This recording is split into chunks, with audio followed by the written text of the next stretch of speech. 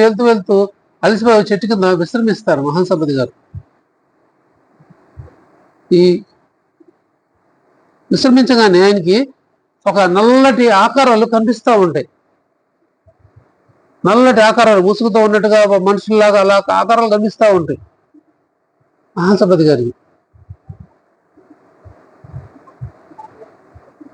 ఆయన అక్కడ కాసేపు విశ్రమిస్తాడు.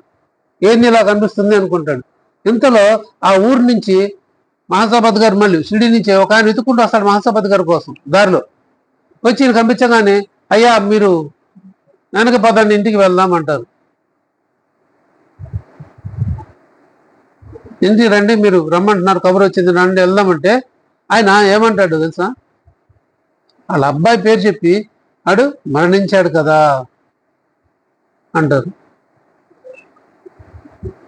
అతను చెప్పడు, విషయం చెప్పడు, రమ్మని పిలుస్తాడు వెనక్కి, కానీ ఈయన చెప్పేస్తాడు. అప్పుడు అతను అవునని చెప్తాడు. ఇంకో తండ్రి అయితే ఏడవటం, గాబరా పడటం, బాధపడేసేవాడు. ఈయనకి ఏ స్థితి లేని విరాగి, మామూలుగా ఉన్నారు ఆయన. ఇంకొకడైతే ఎలా ఉంటారు? ఆయన ఏం బాధపడలేదు. అప్పుడు అతనితో పాటు తిరిగి వచ్చి ఆ పిల్లడి యొక్క కార్యక్రమాలు చేస్తారు మహాసపతి గారు. విరాగి ఎట్లా ఉంటాడంటే దేని పట్ల ఆపేక్ష ఉండదు, ఎవరి పట్ల బంధం ఏర్పరచుకోరు వాళ్ళు. వాళ్ళే జ్ఞానులు, అలా ఉండేవాడే జ్ఞాని. సాధువులకి ఒక రూల్ ఉంది. ఏ సాధువైనా సరే 3 రోజులు మించి ఒక స్థానంలో, ఒక ఊర్లో, ఒక ప్రదేశంలో ఉండకూడదు. ఇది వాళ్ళ రూల్, నియమం. 3 రోజుల నుంచి ఉండకూడదు, అది వాళ్ళ కండిషన్ అంతే. వాళ్ళకి వాళ్ళు దేశాంతరం చేస్తూ వెళ్ళిపోవాలి. ఒక చోట ఇంకో చోట వెళ్తూ ఉండాలి, కానీ ఒక చోట స్థిరంగా నివాసం చేసుకోవడానికి లేదు. 3 రోజుల మించి ఉంటే ఏమవుతుందంటే వాళ్ళ ఆపేక్ష అమితి పెరుగుతుందంట వాళ్ళకి. ఇది నా స్థలం, ఇది నా ప్రదేశం, ఇది నేను కూర్చునేది అని. అందుకని నిజమైన సాధువులు ఎవరు ఉండరు, ఒక చోట ఉండరు. సన్యాసం స్వీకరించిన వాళ్ళు కావచ్చు, ఉండకూడదు వాళ్ళు, అది వాళ్ళ నియమం.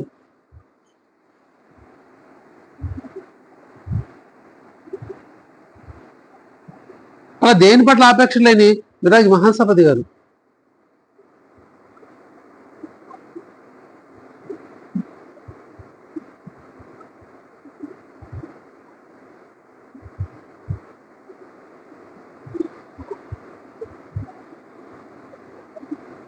ఒకసారి మహాసపతి గారు జుజురి అనే గ్రామానికి వెళ్తారు. తిరణాల, వెట్టినట్టు తిరణాల, పాండురంగ వెట్టినట్టు తిరణాలు జరుగుతూ ఉంటుంది. అక్కడికి ఊరేగింపుకి వెళ్తుంటే ఈయన కూడా వెళ్ళాల్సి వస్తుంది జుజురికి. వచ్చి బాబా గారి అనుమతి తీసుకుంటారు. బాబా నేను వెళ్తాను వద్దంటారు బాబా గారు. కాదు బాబా నేను వెళ్ళి చూసి వస్తాను అని ఆయన ప్రాణంతో కొట్టుకుంటుంది. సరే వెళ్ళరా అని బాబా గారు అనుమతి ఇస్తారు. నేను నీతో వస్తాను పదా అని బాబా గారు కూడా అంటారు. వెళ్తాడు, బయలుదేరి వెళ్తారు. మంచి కలరా వ్యాధి బాగా ప్రబలం ఉన్న రోజులు అవి. అలాంటి రోజుల్లో జరిగింది. వెళ్తాడు, ఈయన కూడా వెళ్తాడు. ఆయన అంతా బయలుదేరి వెళ్తాడు, భక్త సమూహం అంతా. వెళ్తూ చోటాకి ఈయన చూస్తారు. మహాసపతి గారు రాగి చూస్తే బాబా గారు అక్కడే నుంచి చూస్తున్నట్టుగా దర్శనమిస్తారు.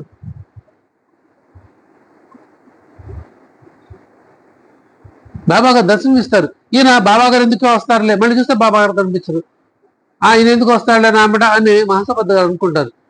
అలా అనుకుని వెళ్ళి ఆ పండ్రి వెళ్ళి ఆయన జుజురి వెళ్ళి ఆ మొక్కు తిరణాలంతా కార్యక్రమం దగ్గర వచ్చి తిరిగి వస్తారు. వచ్చిన తర్వాత బాబా మీరు నాతో వస్తున్నారు కదా రాలేదని ప్రశ్నిస్తాడు.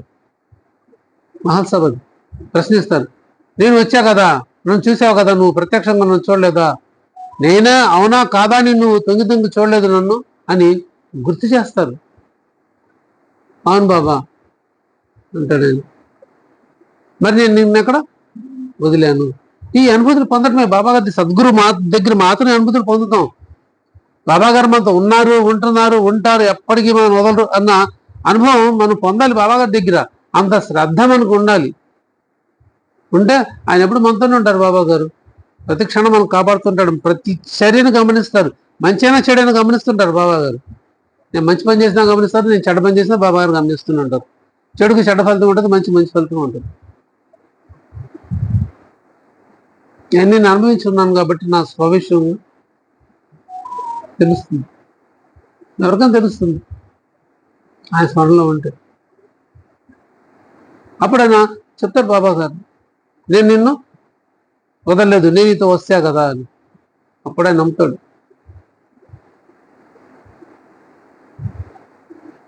1886లో బాబా గారు 3 రోజులు శరీరం వదిలి సత్యతాధారంగా మహాసభద్ గారి ఒళ్ళో ఆయన శరీరాన్ని విశ్రమింపజేసి తన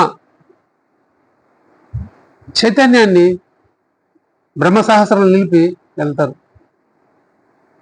వెళ్తూ బాబా చెప్తారు, మసీదులో దూరంగా చూపించి, ఇక్కడ 2 జెండాలు పాతు, నేను మళ్ళీ తిరిగి వస్తాను 3 రోజుల్లో, తిరిగి రాకపోతే మదుగో 2 జెండాలు పాతు అని పాతి నన్ను సమాధి చేసి, ఆరుబయట సమాధి చేసి అక్కడ 2 జెండాలు పాతండి అని మహాసభద్ గారు చెప్తూ శరీరాన్ని వదులుతారు. ఈ 3 రోజులను జాగ్రత్త శరీరాన్ని కాపాడు అని చెప్తూనే మహాసభద్ గారు వాళ్ళు బాబా శరీరం వదిలి తన చైతన్య బ్రహ్మసహస్రంలో నిలుపుతారు. అందరూ ఏమనుకుంటారు, ఇది రాత్రి సుమారు 10 గంటలప్పుడు జరిగింది. అందరు ఇంకేంది బాబా గారు ఇంకా లేరు, శరీరం వదిలిపెట్టేశారు అని అనుకుంటారు. 1 రోజు 2 రోజులు అది పెద్ద ఊరంతా ఇదవుతుంది. అందరు కొంతమంది అప్పుడు కూడా ప్లేగు వ్యాపించిన రోజుల్లోనే ఇది కూడా జరుగుతున్నాయి.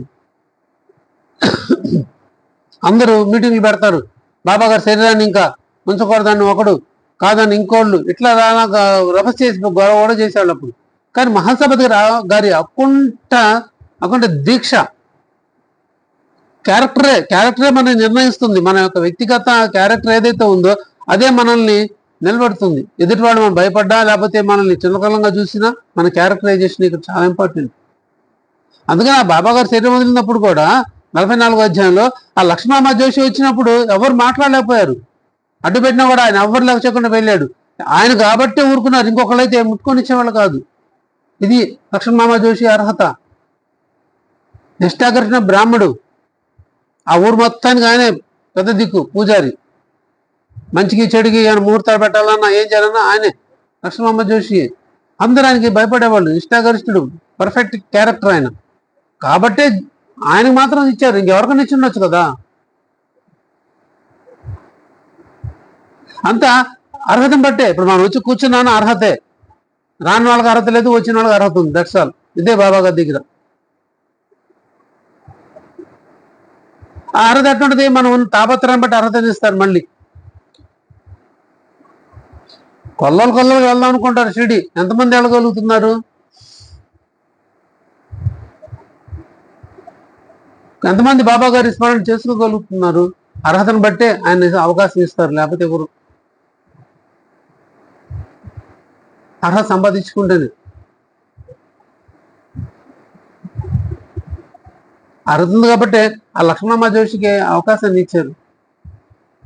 జోగు నేను చనిపోయాడు అనుకొని రాడు కాకడహారతి రాడు, నువ్వు వచ్చి కాకడహారతి ఇవ్వు అని చెప్పి లక్ష్మణమ్మకి చెప్పారు. మరి జోగు అర్హత ఏంది? కోల్పోయాడు, అర్హత కోల్పోయాడు ఇక్కడే. అందుకే దూరంగా వెళ్ళిపోయాడు, బహిష్కరించబడ్డాడు షిరిడి నుంచి బాబుసాహెబ్ జోగు. బాబా గారికి అత్యధికంగా హారతులు ఇచ్చిన వాడు, బాబా గారి కోసం వచ్చి బాబా గారి స్థిరపడిపోయిన వాడు, రోజు బాబా గారి నైవేద్యం పెట్టేవాడు, రోజు బాబా గారికి హారతి ఇచ్చిన వాడు.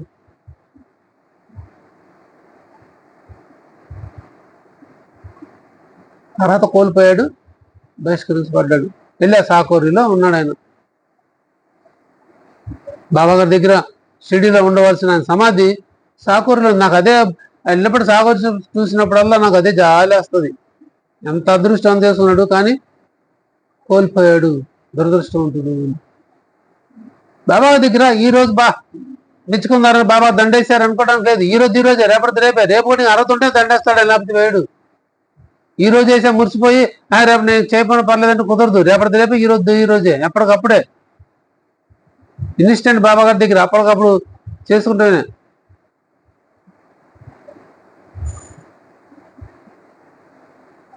మరి అన్ని రోజులు హారతి ఇచ్చినా మరి ప్రయోజనం కోల్పోయాడు, పొందలేకపోయాడు బాబా గారి దగ్గర.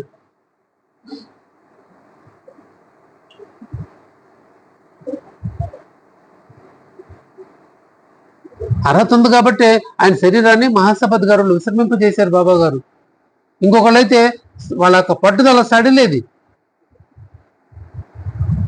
మహాసపత్ గారు ఒక రకంగా పరీక్ష కూడా, ఆయనకి పరీక్ష. బాధ్యతను అప్పచెప్పారు, ఆ శరీరాన్ని కాపాడే బాధ్యతని అప్పచెప్పారు, సాక్షాత్ భగవంతుడు యొక్క శరీరాన్ని భక్తుడుగా. అందుకు భగత్ అయ్యాడు ఆయన, ఊరిని అవ్వలేదు. అంత ఊరినంత తేలిగ్గా పిలవరు సద్గురువు. ఆయన చేతబట్టి నావాడు అనిపించుకోవడం ఎంత అర్హత ఉంటేనో. శ్యామాని మా శ్యామ మా శ్యామ మా శ్యామ అన్నారు, నా ప్రతినిధిగా మా శ్యామాన్ని తీసుకెళ్ళు అన్నారు, మా శ్యామ కంటే ముందు నేను ఉంటాను అన్నారు. శ్యామ చేస్తున్న అర్హత అలాంటిది, ఇంకెవరు పిలవలేదు అలా. వీడు నిజమైన భక్తుడని ఒక మేగుడుతోనే అన్నారు. భగత్ అని ఒక మహాసపతి గారిని అన్నారు, కాక నేను విమానం తీసుకెళ్తాను దీక్షిత్తోనే అన్నారు, దీక్షిత్ గారితో. వాళ్ళు చేసుకున్న అర్హతలు అలాంటివి. మనం కూడా అలాంటి అర్హత బాబా గారి దగ్గర సంపాదించుకునే ప్రయత్నం చేయాలంటే చేయాలి, సత్యతను పట్టుకోవాలి. సత్య పట్టుకుని ఏం చేయాలి, ఊరిని పట్టుకుంటే కుదరదు, పారాయణం చేయాలి, అధ్యయనం చేయాలి, బాబా గారి స్మరణ చేస్తూ ఉండాలి. అప్పుడే మన బాబా గారి వైపు మనకు తిరుగుతుంది మన మనసు. అదర్వైజ్ ప్రయోజనం మనం పొందలేం, పరిపూర్ణంగా ప్రయోజనం పొందలేం.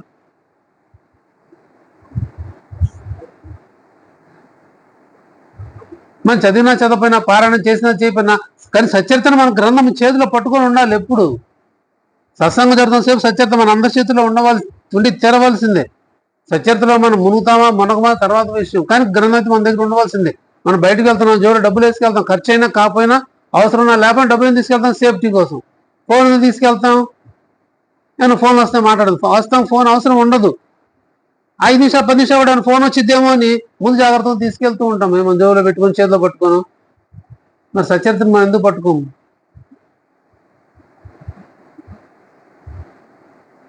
సచరిత మనం పట్టుకొని ఉన్నామంటే ఖచ్చితంగా బాబా గారిని మనం పట్టుకొని ఉన్నామని అర్థం. నిర్లక్ష్య భావం ఉండకూడదు సచరిత పట్ల. మనం ఎంత శ్రద్ధ చూపిస్తే మనకి అన్ని జ్ఞానరత్నాలు దొరుకుతాయి, బాబా గారు ఇస్తారు. ఆ జ్ఞానరత్నం ఎందుకంటే మళ్ళీ మునగాలి. దేనిలో మునగాలి? సచరితలో మునకలు వేయాలి. మనం మునకలు వేసినప్పుడే దొరుకుతాయి, మునకలు లేకపోతే దొరకవు.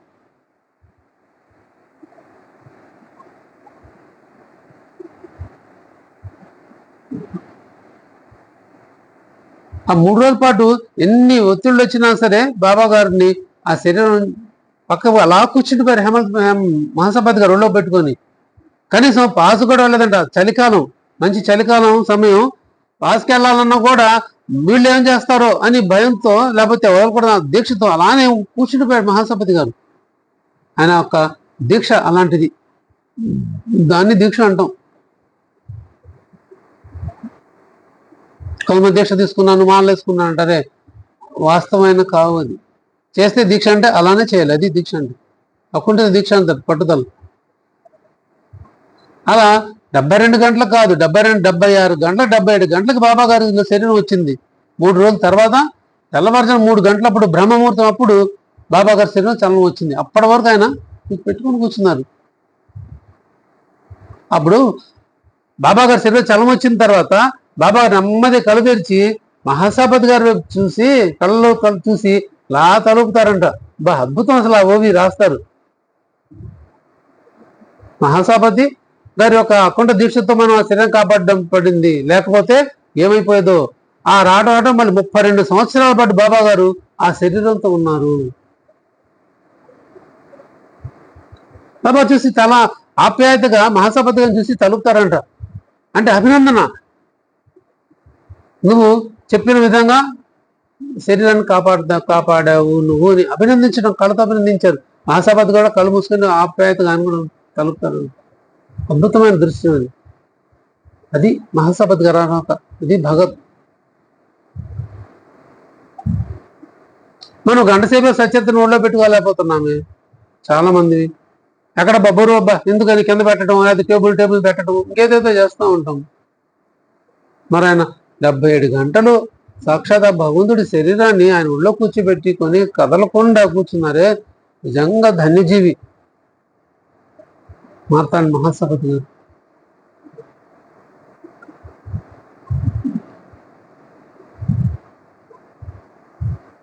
ఆ రావటం చల్లం వచ్చిన తర్వాత మళ్ళీ అక్కడ రాస్తారు కూడా, అందరి మొహాలు పాలిపోయాయి, మూలాలు ముల్లాలు పకిళ్ళు వాళ్ళు వీళ్ళు అందరి మొహాలు పాలిపోయాయి అన్నారు. ఎందుకు పాలిపోయి? బాబా గారి శరీరం చైతన్యం రాదు అనుకున్నారు, వచ్చింది కాబట్టి మొహాలు పాలిపోయాయి.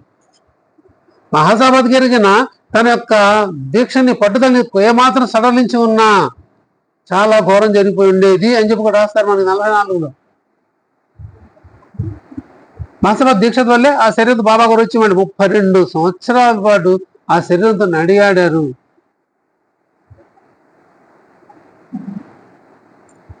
యేసుప్రభు గారు కూడా 3 రోజులు ఆయన సమాధి చేసిన తర్వాత, సెలవేసిన తర్వాత, ఆయన గుహలో పెట్టి మూసేసిన తర్వాత 3 రోజుల తర్వాత ఆయన దర్శనం ఇస్తారు. ఎవరికి ఇచ్చారు?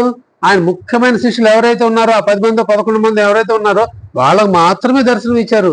మిగతా ఎవరు ఆయన దర్శనం ఇవ్వలేదు. దర్శనం ఇచ్చారు, వెళ్తున్నాను దేవుడు అనుకున్నారు, వెళ్ళిపోయారు. మిగతా ఇవ్వలేదు. కానీ బాబా గారు 32 సంవత్సరాల పాటు అందరితో ఆడారు, పాడారు, నాట్యం చేశారు, తిట్టారు, కొట్టారు, కూర్చోబెట్టుకున్నారు, అంతా కలిసి ఉన్నారు. 32 సంవత్సరాల పాటు అన్నం పెట్టారు, భిక్ష స్వీకరించారు. ఇది గమనించవలసిన విషయం. మనం ఇక్కడ ఒక అపోహ ఉంటుంది కొంతమందికి. బాబా గారు 3 రోజులు శరీరం వదిలిపెట్టి వెళ్ళారు కదా 1886 సంవత్సరంలో. అదే సమయంలో రామకృష్ణ పరమహంస గారు శరీరాన్ని వదిలారు. కాబట్టి ఆయన పిలిచాడు కాబట్టి బాబా గారు ఇక్కడి నుంచి శరీరాన్ని వదిలిపెట్టి అక్కడికి వెళ్ళారు. ఆయన వెళ్ళి మాట మంతి చేసుకొని వచ్చారు. లేదా ఆయన చేసిన కొన్ని పనులు మిగిలిపోతే ఆ బాధ్యతని బాబా గారికి ఇచ్చాడు, అందుకని రమ్మన్నాడు, ఈయన వెళ్ళారు అని చెప్పుకుంటారు. ఇది పచ్చి అబద్ధం, ఎటువంటి ప్రామాణికం లేదు. కానీ అలా ప్రాచుర్యం చేశారు మరి కొంతమంది. రామకృష్ణ పరమహంస గారు శరీరం వదిలింది ఆగస్టులో.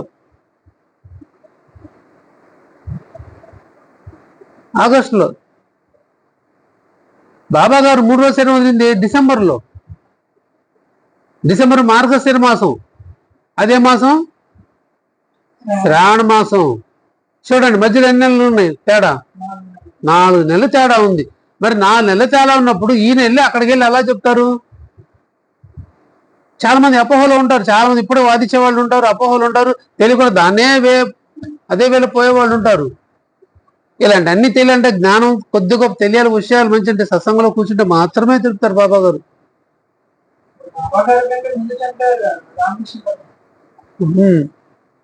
ఆయన ఎప్పుడు ఆగస్టులో శరీరం వదిలిపెడితే దాన్ని తీసుకొచ్చి బాబా గారు లింక్ చేసి బాబా గారు 3 రోజులు శరీరం పెట్టి రామకృష్ణ పరమహంస గారి దగ్గరికి వెళ్ళారు, ఆయన బాధ్యత తీసుకున్నారు, చేసే పనులు ఏం చెప్పాడు పిలిచని చెప్పడం అంతా ఇది తెలిస్తే చెప్పరేమో, తెలియకే ఎవరో చెప్పారు, ఎవరో రాశారు, ఆ రాసి చదివారు, దాన్ని ఫాలో అయిపోతున్నారు. ఇది 10 మంది చెప్తున్నారు. దాన్ని చేయలేదు, దాని మీద క్లారిటీ తీసుకోవాలి. శ్రావణ మాసం ఎక్కడ? డిసెంబర్లో మార్గశిర మాసం ఎక్కడ? కాబట్టి ఇది అబద్ధం. ఆయన ఎందుకు వెళ్ళారో మనకెందుకు, ఎక్కడికి వెళ్ళారో మనకెందుకు, దీని వాదించే ఉంటారు. ఆ 3 రోజులు బాబా గారు ఎక్కడికి వెళ్ళారు, ఏం చేసి వచ్చారు, ఎందుకు వెళ్ళారు, ఎవరి దగ్గర, ఇవన్నీ మనకు అనవసరం. సాక్షాత్ భగవంతుడు ఆయన. అందుకనే మనలాంటి వాళ్ళు తెలియగలరు ఉంటారు చెప్పి అక్కడ రాస్తారు. బాబా గారు ఉబ్బసంతో బాధపడేవారు కాబట్టి ఆ శరీరాన్ని సెటరేట్ చేసుకోవడం కోసం, ఆ ఉబ్బస వ్యాధి బయటపడడం కోసమే ఆయన 3 రోజులు శరీరం వదిలి వెళ్ళారు అని చెప్పి రాస్తారు. మనలాంటి వాళ్ళు చెప్పడానికి, అజ్ఞానులు చెప్పడం కోసమే. ఆయన తెలుసు, అన్ని తెలుసు, ఇలాంటి వాళ్ళు ప్రశ్నలు వేస్తారని కూడా. కానీ వాస్తవ కారణం అది కాదు, అయి ఉండకపోవచ్చు. భగవంతుడిని మనం ప్రశ్నించే హక్కు మనకి ఎక్కడుంది? ఆయన ఎక్కడికి వెళ్తాం మనకెందుకు? మనం భగవంతుడి భక్తులు మనం ఉన్నామా లేమా, అది మనం ఆలోచించుకోవాలి. ఇలా వితండవాదాలు చేసే వాళ్ళు కూడా చాలా మంది ఉంటారు. యేసుప్రభు గారు కూడా ఆ ముఖ్య శిష్యులతో ఆయన బోధలు చేసినప్పుడు 1 సంవత్సరం పాటు అదృశ్యం అవుతారు.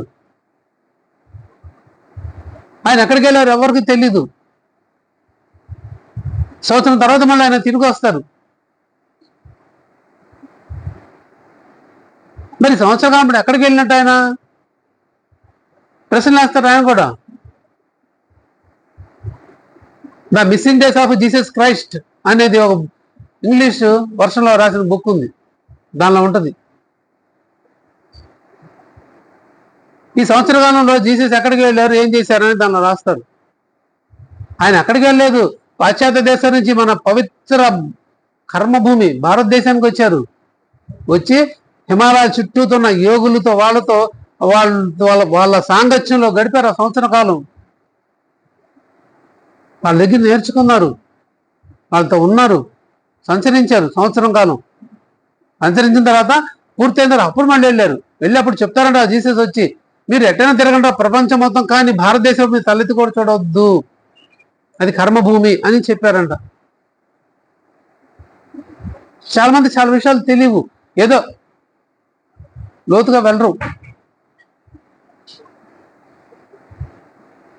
అటువంటి పవిత్ర కర్మభూమి మన భారతదేశం, అందుకే రక్షించబడుతుంది. ఎప్పుడు 99 మంది సత్పురుషులు ఎప్పుడు భారతదేశంలో ఉంటారంట, ఒకరు మాత్రం పాశ్చాత్య దేశంలో ఉంటారు. ఆ రోజులో జీసస్ క్రైస్ట్, యేసు ప్రభు, ఇప్పుడు మరి ఎవరు తెలియదు, ఎక్కడున్నారు నాకు తెలియదు. కానీ 99 మాత్రం ఖచ్చితంగా భారతదేశంలో ఉన్నారు. ఆ 99 మందినే మనం అవధూతలను పిలుచుకుంటూ ఉంటామే, సత్పురుషులు అంటుంటామే, వారే వీరు. ఈ 99 కాపాడుతుంటారు. ఆయా కాలమాన పరిస్థితుల ప్రకారం ఎక్కడెక్కడ వాళ్ళ అవసరమో అక్కడక్కడ ఉంటారు. అప్పుడు తాజుద్దీన్ బాబా నాగ్పూర్లో ఉండాల్సి వచ్చింది. నువ్వు మనకి ఇక్కడ పోలే తాతగారు ఇప్పుడు రేపు 22వ తారీఖుకి అవధూత దర్శనం. గమనించాలి, అక్కడ వెంకటేశ్వర స్వామి గారి దగ్గర తీసుకెళ్తానని చెప్పలేదు, అవధూత దర్శనం. అవధూత దర్శనం చేయించి వాళ్ళ బ్లెస్సింగ్స్ ఇప్పిస్తాము పారాయణ చేసిన వాళ్ళకనే మనం చేయడం జరిగింది. ప్రయాణం కూడా అందు నిమిత్తమే వెళ్తున్నాం కాబట్టి వెంకటేశ్వర స్వామి గారు కూడా దర్శనం చేసుకుంటాం. అవధూత దర్శనం తీసుకే బ్లెస్సింగ్స్ చెప్పారు. ఎందుకు ఆ 7 రోజులు సప్తాపారాయణ చేశారు, కష్టపడ్డారు, చేశారు, చదివారు. దానికి ఫలితాన్ని బాబా గారు ఆ రకంగా స్ఫురణించి అది బహుమతిగా ఇస్తున్నారు. వాళ్ళ ఆశీర్వాదం, వాళ్ళ దర్శనం చేసుకోవడం మహాపుణ్యం. కొంత కర్మ తొలుగుతుంది. ఇంకా వాళ్ళ చేత తనులు తిన్నా తిట్లు తిన్నా మన కర్మ తొలిగిపోతుంది. అందుకు అవధూత దర్శనం. వాళ్ళు సజీవంగా ఉండి మన కోసం తపస్సు చేస్తారు, మన కోసం వాళ్ళు ప్రార్థన చేస్తారు, మన కర్మలు తీసుకుంటూ ఉంటారు వాళ్ళు. అందుకోసమే అది పెట్టడం జరిగింది.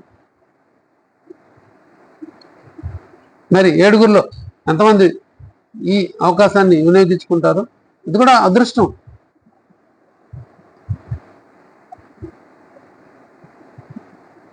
బాబాగారి డబ్బులతో వెళ్ళడం స్వయంగా బాబా గారు పంపిస్తున్నారు అని అర్థం.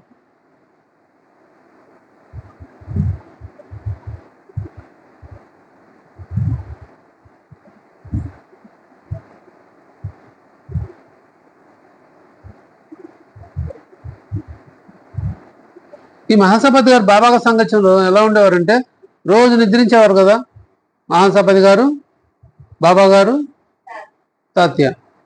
నిద్రించేటప్పుడు ఈయన పొద్దునే ఇంటికి వెళ్ళేవారు స్నానం చేసి రావడానికి. వెళ్తే బాబా నేను వెళ్ళొస్తానని చెప్పి సెలవు తీసుకుంటే ఆయన తిరిగి వెళ్తాడో లేదో వెనకాలే బాబా గారు వెళ్ళేవారంట, మహాసపతి గారు ఫాలో అవుతూ. ఇక్కడేమో చెప్పారు, అదే తొందరగా వచ్చారా భగత్ అని చెప్పేవారు. చెప్పి సరే బాబా అని ఆయన తలుపు వెళ్ళేవాడు. మహా వెళ్తే 10 నిమిషాలు, పావుగంట కంటే ఎక్కువ ఉంటాడు కదా ఇంటి దగ్గర. భార్య పిల్లలు కూడా చూసుకుంటూ చాలా ఉంటాయి మహాసపతి గారికి. ఈయన దగ్గరే గడిపారు కదా, ఇప్పుడు బాబా గారి దగ్గరే ఉండేవారు కదా. ఆ కాసేపు వియోగం కూడా బాబా గారు భరించగలిగేవాళ్ళు కాదు. సభ తీసుకుని వెళ్తే ఆయన తిరగగా మళ్ళీ ఆయన వెనకాలే వెళ్ళేవారండి బాబా గారు. వెళ్ళి అరే భగత్ త్వరగా వచ్చారా అని చెప్పి వెళ్ళారండి. వచ్చి కాసేపు నుంచి త్వరగా వచ్చారా భగత్ అని చెప్పి వచ్చేవారంట. వస్తూ బాబా గారు చెప్పులు వదిలి వచ్చేవారంట. పాదుకులు, చెప్పులు కూడా పాదుకులు, బాబా గారి పాదుకుల్ని మహాసపతి గారి ఇంటి దగ్గర వదిలి వచ్చేవారంట. ఈయన తయారైపోయి గబగబా స్నానం చేసి మళ్ళీ వచ్చేటప్పుడు బాబా గారి పాదరక్షలు చూసి పాదుకుల్ని ఆయన వినయంగా నమస్కరించుకొని 2 చేతులతో తల మీద పెట్టుకొని, పరీక్ష వీడు నాకు భగత్ అనిపిస్తున్నందుకు అర్హత వీడికి ఉందా లేదా అన్నదాని పరీక్ష. ఇది వన్ ఆఫ్ ద ఎలిజిబిలిటీ శిష్యుడు అనిపించుకోవడానికి. శిష్యుడు ఎప్పుడు కూడా గురు పాదుకుల్ని శిరస్సు మీద ధరించిన వాడి నిజమైన శిష్యుడు. గురు పాదుకుల్ని వేరుగాను గురువుని వేరుగా భావించడు. ఇదే మళ్ళీ అక్కడ రామాయణం కింద భరతుడు చేసింది ఇదే. రాముడు వచ్చి నీ రాజ్యం తీసుకోయా, నువ్వు వెళ్ళుకో బాబు, నేను వెళ్ళిపో అని అన్నయ్య అని ప్రార్థిస్తే ఆయన రాను పొమ్మంటాడు. చివరికి ఏమంటాడు, సరే అన్నయ్య నేనైతే సింహాసనం మీద కూర్చోను, సింహాసనం అధికారి నువ్వు మీరే కూర్చొని రాజ్యపాలన చేయాలి. అయితే అప్పటి వరకు నేను చేయాల్సిన బాధ్యత ఉంది కాబట్టి మీ పాదుకులను ఇస్తే ఆ పాదుకుని సింహాసనం పెట్టి నేను రాజ్యపాలన చేస్తాను. ఇది భక్తి. కానీ ఆ పాదుకులు తీసుకొచ్చి ఆ రాముడు కూర్చొని సింహాసనం పెట్టి ఆయన పూజిస్తూ రాముడే పాలన చేస్తున్నట్టు ఈయన పాలించేవాడు భరతుడు. ఎలా తీసుకొచ్చాడు? తల మీద పెట్టుకొని తీసుకొచ్చి ఆయన సింహాసనం కూర్చోబెట్టడం జరిగింది. ఇది భక్తి, గురుభక్తి. ఇదే ఎన్ని పరీక్ష లేకుండా సద్గురు ఎప్పుడు ఎవరికి అర్హత ఇవ్వరు. అలానే మహాసపతి గారు వస్తే ఆయన పాదుకుల్ని తల మీద పెట్టుకొని వినయంగా తీసుకొచ్చి మళ్ళీ బాబా గారికి ఇచ్చేవారంట. ఇలా ప్రతిరోజు జరుగుతూనే ఉండేది. కొన్నిసార్లు బాబా గారు వద్దురా ఉంచుకో, ఇవి నీకు భవిష్యత్ తరాల వారి పనికి వస్తాయి అని ఆ పాదాలని బాబా గారు ఇచ్చేవారంట, ఉంచుకోమనేవారంట మహాసపతి గారిని. అలా ఇచ్చినవే 2-3 జతలేవో ఉంటే పాదుకులు ఉంటే అవే ఇప్పుడు వాళ్ళ మనవాళ్ళు తీసుకొని ఊరూరు అవి పెట్టిలో పెట్టుకొని ప్రదర్శిస్తూ బాబా గారు నిజ పాదుకులన్నీ వాళ్ళ జీవనాధారం అయింది. అవి తీసుకొని వచ్చినందుకు తెచ్చిన వాళ్ళు ఎంతో కొంత వాళ్ళకి డబ్బులు ఇవ్వాలి, పేమెంట్ ఇవ్వాలి. వాళ్ళు వచ్చి బాగోగులని వాళ్ళే చూడాలి. వాళ్ళకి వచ్చిన దక్షిణలు అవన్నీ ఏమి ఇస్తారు, అన్ని వారికే చెందుతాయి. అలా ఒక్కొక్కరు ఒక్కో ఏరియాకి వెళ్తూ ఉంటారు. మానసపతి గారు ఒక్కొక్కడికైతే ఆయనకి 2 కొడుకులు, 5 కొడుకులు పిల్లలు కొడుకులు అది చేసేవారు. ఇప్పుడు వాళ్ళ పిల్లలు కూడా ఇదే ఫాలో అవుతున్నారు, పాదుకులు తీసుకుని. అది వాళ్ళకి జీవనాధారం అయింది. మహాసపత్ గారు సేవించుకున్న సేవకి బాబా గారు ఉచితంగా తీసుకోలేదు. అదిగో వాళ్ళ బిడ్డలకి ప్రయోజనం కలిగించారు. ఖచ్చితంగా బాబా గారి మనకు లభించేది ఇదే. ఈ రోజు మనకు ఉండకపోవచ్చు, మన కర్మానుసారం మనం బాధపడుతుంటే ఇబ్బంది పడుతుండొచ్చు, కానీ రేపు తప్పకుండా బ్రైట్ ఫ్యూచర్ ఉంటుంది మన పిల్లలకి, మన వాళ్ళందరికీ. ఆయన సేవించుకుంది ఎక్కడికి పోదు, 1-10. మీరు 1 ఇస్తానని ఛాలెంజ్ చేశారు బాబా గారు. ఆయన ఎప్పుడు మాట తప్పరు, మనం తప్పుతామేమో, ఆయన తప్పడు భగవంతుడు. ఆ 10 మనం పొందాలి. ఎలా పొందుతామంటే ఆయనే పట్టుకొని ఉన్నప్పుడే ఏదో ప్రయోజనం పొందగలుగుతాం. మహాసపతి గారు బాబా గారు ఎక్కడికి వెళ్ళేవారు కాదు, ఒక్క బాబా గారి దగ్గరే ఉండిపోయారు. ఆయనకు చేసిన సేవల ఫలితం ఆ తర్వాత వాళ్ళందరూ పొందారు. మహాసపతి గారు ఒక ఊరికి వెళ్తారు. ఆ రోజున ఒక ఊరి నుంచి ఇంకో ఊరికి వెళ్ళాలంటే పాసులు తీసుకోవాల్సి వచ్చేది. మన కరోనా అప్పుడు ఇచ్చారు కదా, వాటిని ఏమంటారు,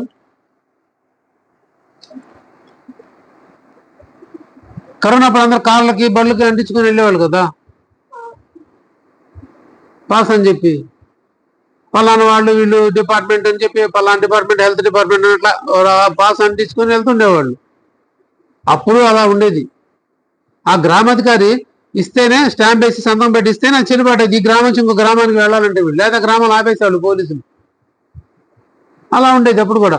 అప్పుడు వీళ్ళందరూ గ్రూపు ఒక ఊరు బయలుదేరతారు. ఆధ్యాత్మిక ట్రిప్ అది. మహాసపతి గారు వీళ్ళు గ్రూప్ 3-4 గ్రూప్స్ అంతా బయలుదేరారు, అందరూ కలిసి బయలుదేరతారు చెప్పుకొని.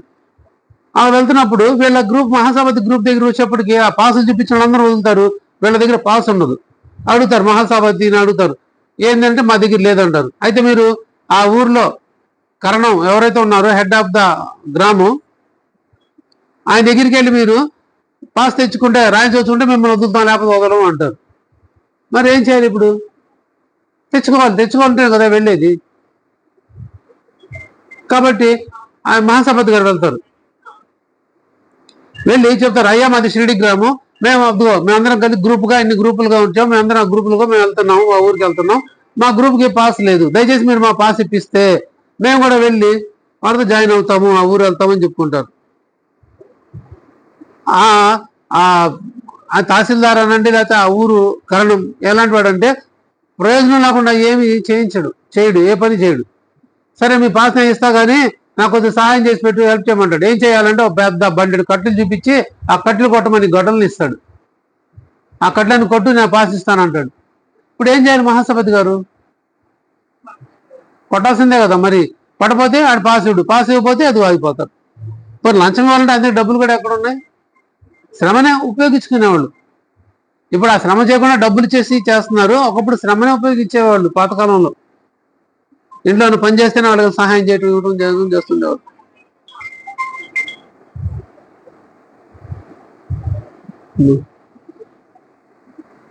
చేస్తుండేవారు. అట్లా ఆయన సరే ఒప్పుకుంటారు మహాసభాపతి గారు ఆ కట్టెలు కొట్టడానికి. కొడుతుంటే ఆ గొడ్డలు ఇస్తారు, గొడ్డల నుంచి కొట్టమంటే కొడుతుంటే ఆ కర్ర విరిగిపోతుంది. గొడ్డలు పైకెత్తి కొట్టగానే ఆ కర్ర విరిగిపోతుంది. మళ్ళీ ఇంకో గొడ్డలు తెచ్చిస్తాడు, మళ్ళీ ఇదిగో ఇదిగో ఇది వాడు అని. దాని పరిస్థితి కూడా అంతే, అది కూడా విరిగిపోతుంది. మూడోది కూడా తీసుకొస్తాడు, మూడో గొడ్డలు కూడా అలానే అయిపోతుంది. అప్పుడు అతనికి అర్థమవుతుంది, ఇది నేను ఇతని చేత పని చేయించడం భగవంతుడికి ఇష్టం లేదు, కాబట్టి ఇతని శ్రమ నేను తీసుకోకూడదు అని చెప్పి అప్పటికప్పుడు ఆయన పాస్ రాసి ఇచ్చి క్షమాపణ కోరుకుంటాడు మహాసభాపతి గారికి. అర్థమవుతుంది ఈయన మహాభక్తుడు, ఈయనకి దైవశక్తి ఉండబట్టే కాపాడుతుందని. లేకపోతే గొడ్డల కర్ర ఎట్లా ఊడిపోతుంది ఒక కర్ర కొట్టం కానీ? కూడదు, ఇరగదు. ఊడటం వేరు, ఇరగడం వేరు. ఊళ్ళ ఇరిగింది కర్ర. 3 సార్లు ఇరిగినప్పుడు ఆయనకు అనిపించింది ఇతను సామాన్యుడు కాదు, మహాభక్తుడు అని. అప్పుడు క్షమాపణ కోరి ఆయన సంతకం పెట్టి ముద్రేసి ఆ పాస్ ఇస్తే అప్పుడు తీసుకెళ్ళి వాళ్ళు చూపిస్తే అప్పుడు వాళ్ళు వెళ్ళనిస్తారు ఆ ఊరు. అలాంటి గొప్ప భక్తుడు, ఇలాంటి గొప్ప భక్తుడు ఇంకా చెప్పుకునే కొద్ది చాలా చాలా ఉంటుంది. మరో సందర్భంలో మరి కొన్ని స్మరించుకునే ప్రయత్నం చేద్దాం. అలాంటి మహాసభాపతి గారికి బాబా గారు ఇచ్చామరణాన్ని అనుగ్రహించారు. ఇచ్చామరణం అంటే ఆయన ఎప్పుడు కావాలంటే అప్పుడు వదిలేసి వెళ్ళిపోవచ్చు శరీరం. ఆ అనుగ్రహాన్ని బాబా గారు ఇచ్చారు. అలా భాద్రపద మాసంలో ఏకాదశి రోజు ఆయన శరీరాన్ని వదలడం జరిగింది. అన్ని ముందే నిర్ణయించుకుంటారు. అందరిని పిలిచి వాళ్ళ తండ్రి యొక్క శారదం అంటే జనమంటాం మనం, ఆ శారదకరంలో అవన్నీ పూజ చేసి అందరిని పిలిచి అందరికి భోజనాలు పెట్టించి ఆయన మాత్రం తినలేదంట మహాసభాపతి గారు. అందరూ కడుపు సృష్టిగా తృప్తిగా పెట్టి ఆయన మాత్రం తినకుండా ధ్యానంలోకి వెళ్ళిపోయారు. వెళ్ళిపోయి ముందే చెప్పారు, ఇట్లా నేను రేపు వెళ్ళిపోతున్నాను అని దీక్షిత్ గారికి అప్పుడు భక్తులు ఎవరు ముఖ్యం వాళ్ళందరూ చెప్పి ఆయన చెప్పి శరీరాన్ని వదిలేరు. నేను పలానా టైంలో వదులుతున్నాను శరీరం అని చెప్పి కూడా చెప్పి ఆయన చేశారు. ఆ రోజు రాత్రి అంట ఆయనకి ఆకలేస్తుంది, ఏమి తినలేదు కదా, ఆకలేస్తే కొడుకుని అడుగుతారంట సుమారు టైం ఎంత అయింది అని. 4 గంటలు అని అంటారు. అప్పుడు నాకు ఆకలి అవుతుంది నేను వండి పెట్టమని కూతురు చెప్తారంట. కూతురుని అడిగితే కూతురు వండి పెట్టచ్చు కదా ఏమన్నా, నేను బయట చేరున్నాను కాబట్టి నేను వండలేను అని చెప్పాను. అందుకూతురు ఇంక అలానే ఆయన ఉండి ఆయన భగవద్ధ్యానం చేసుకుంటూ భగవత్ కథ శ్రవణం వింటూ సమాధి స్థితిలోకి వెళ్ళిపోయి భగవన్నామ స్మరణతో ఆయన శరీరాన్ని వదలడం జరిగింది. స్వేచ్ఛగా ప్రశాంతంగా ఎటువంటి చీకు చింత లేకుండా ఎటువంటి మాయకి లోబడకుండా స్వేచ్ఛగా ఆయన భగవన్నామస్మరణ చేస్తూ ఆయన శరీరం వదిలి బాబా గారిలో ఐక్యమైపోయారు. తేదీ ప్రకారం 11వ తారీఖు సెప్టెంబరు 1922వ సంవత్సరం. బాబా గారు శరీరం వదిలినప్పుడే మహాసభాపతి గారు చెప్తారు, భగత్ నేను వెళ్తున్నాను రా, నా తర్వాత నువ్వు రా, 4 సంవత్సరాల్లో నువ్వు నా దగ్గరికి వచ్చేస్తావు అని చెప్పి ముందే సూచించి వెళ్తారు బాబా గారు. అంటే నేను శరీరం వదిలి 4 సంవత్సరాలకి నువ్వు కూడా శరీరం వదిలే సమయం ఆసనం అవుతుంది, అప్పుడు నువ్వు కూడా శరీరం వదిలేసి నా దగ్గరికి వచ్చేయి అన్నాను. అంటే దాని అర్థం ఏంది, ఆయనకి మోక్షాన్ని ప్రసాదించారు. జన్మలు తీసుకోలేదు, యుగాలు తపస్సు చేయలేదు, కేవలం ఇచ్చిన ఒకే ఒక జన్మలో సాక్షాత్తు పరబ్రహ్మస్వరుడు సద్గురు యొక్క సేవ చేసి ఆయన చేత భగతను పిలిపించుకొని బాబా గారి చేత ఆయన వరం పొంది బాబా గారిలో ఐక్యమైపోయి మరి జన్మ లేకుండా చేసుకున్న ధన్యజీవి భాగ్యశాలి శ్రీ మహాసభాపతి గారు. అలాంటి మహాసభాపతి గారి స్మరణ చేసిన భాగ్యాన్ని మనందరికీ అనుగ్రహించిన సమర్థ సద్గురు సాయినాథుని దివ్య చరణాలకు సాష్టాంగ నమస్కారం చేస్తూ కృతజ్ఞత తెలుపుకుంటున్నాం. శ్రీ సచ్చిదానంద సమర్థ సద్గురు సాయినాథ్ మహారాజ్ की जय. सर्वे जना सुखिनो भवन्तु, लोका समस्ता सुखिनो भवन्तु, समस्त सन्मंगलानि भवन्तु. ओम शांति शांति शांति. करचरण कृतं वा कायजं कर्मजं वा श्रवणनयनजं वा मानसं वा पराधं विदितमविदितं वा सर्वमेतदुक्षमस्व. जय जय करुणाब्दे श्री प्रभो साईनाथ. श्री सच्चिदानंद समर्थ सद्गुरु साईनाथ महाराज की जय. सर्वं श्री साईनाथ पदार्पणमस्तु. शुभं भवतु.